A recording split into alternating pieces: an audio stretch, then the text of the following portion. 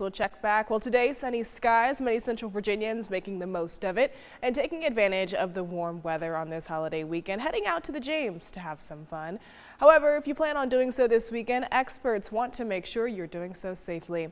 8 News reporter Sahara Sriraman shares what you need to do before and during your time on the water.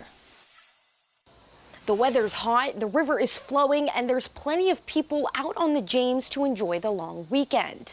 But if you're not careful, your river day can go downhill fast.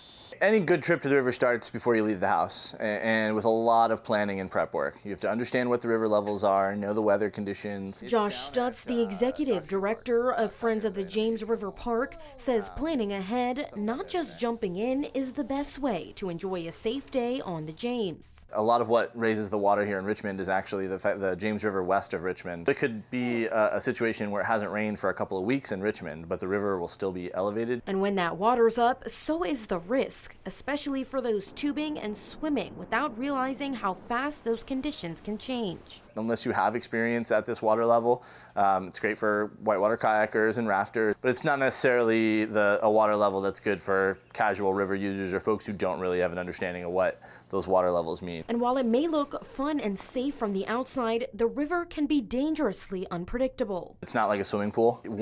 Sections of it are maybe 6 inches to a foot deep, and then other parts are, 6 to 10 feet deep. There's some holes and pits down there. Could end up you're in a situation where you're coming back not where you went down, and that's led to drownings in the past. Another big risk, drinking on the river, something Stutz says is not only dangerous but also illegal. While no two incidents are the same, Stutz says most river emergencies share one thing in common. They start with unpreparedness. You're not just risking yourself, you're putting other people at risk. First responders that have to come to rescue you, other boaters that might be out there and be impacted by you're needing to be rescued. There's a lot that can happen.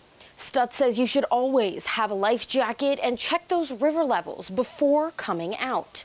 In Richmond, Sahara Sriraman, 8 News.